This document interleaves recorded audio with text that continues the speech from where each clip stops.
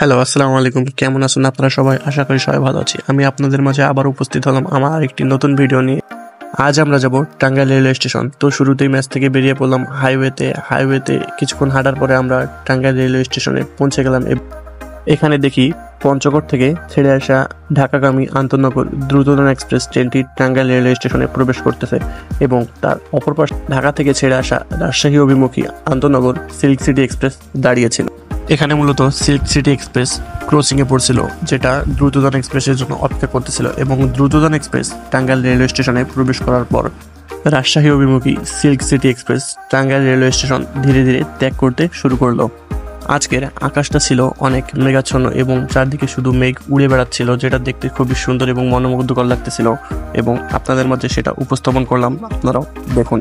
আজ টাঙ্গাইল রেলওয়ে স্টেশনে তেমন কোনো যাত্রী চাপ না থাকায় সবকিছু প্রায় ফাঁকাই লাগতেছিল। এখানে কিছু বাচ্চারা তাদের বাবা মার সাথে ঘুড়ি উড়াইতেছিল, যেটা খুবই সুন্দর দেখা যাচ্ছিল এবং আমরাও ছোটবেলায় এভাবেই আমাদের বাবা মার সাথে না হলেও ছোটবেলায় ভাইদের সাথে বা চাচাদের সাথে ঘুড়ি উড়াইতাম। আপনারা কি উড়াইতেন এভাবে?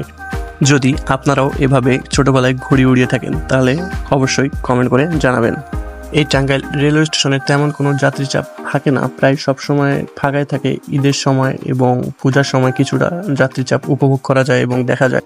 এই টাঙ্গাইল রেলওয়ে স্টেশনে আগে কোনো স্থায়ীভাবে কোনো দোকান বা ক্যাফে ছিল না, কিন্তু এইটা নতুন করে হয়েছে, যার নাম হলো প্ল্যাটিনাম ক্যাফে। আপনারা যারা পানি, স্ন্যাক ইত্যাদি কোনো কিছু নিতে পারেন এখান থেকে।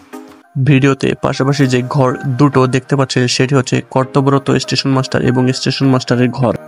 এখান থেকে মূলত যাত্রীরা ট্রেন লেট করলে তাদের ট্রেনের গন্তব্যটা সঠিক কোথায় আছে ট্রেন সেখান থেকে জেনে নিতে পারে এবং নানান বিধি প্রয়োজনীয় জিনিসপত্র জেনে নিতে পারে।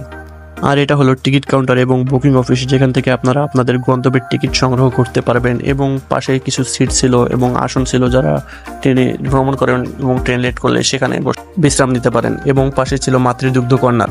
টাঙ্গাইল রেলওয়ে স্টেশনটি শহরের একটু বাইরে অবস্থিত হওয়ায় এখানকার মানুষজন বাসেই চলাচল করতে স্বাচ্ছন্দ্য বোধ করে। ট্রেনে খুব কম মানুষই যাতায়াত করে।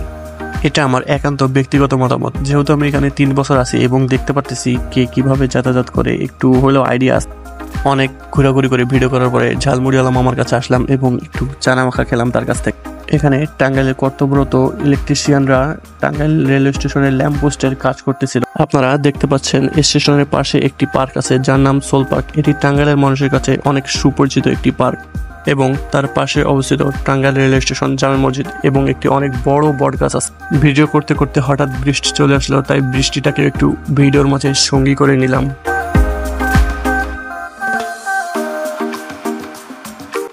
বৃষ্টি ছেড়ে যাওয়ার পরে টাঙ্গাইল রেলওয়ে স্টেশনের পাশে অনেক ভাইয়েরা ফুটবল খেলতেছিল এবং আমরাও ছোটবেলায় থাকতে এভাবে ফুটবল খেলতাম। যদিও বা আমি ফুটবল তেমন একটা পছন্দ করতাম না, তবুও খেলতাম। আমাদের টাঙ্গাইল রেলওয়ে স্টেশন ঘোরা শেষ, এখন আমরা যাব আমাদের ম্যাচের উদ্দেশ্যে।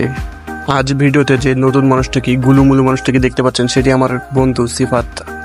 আজকের অধিকাংশ ভিডিও ক্লিপস আমার বন্ধু সিফাতের হাতেই নেওয়া।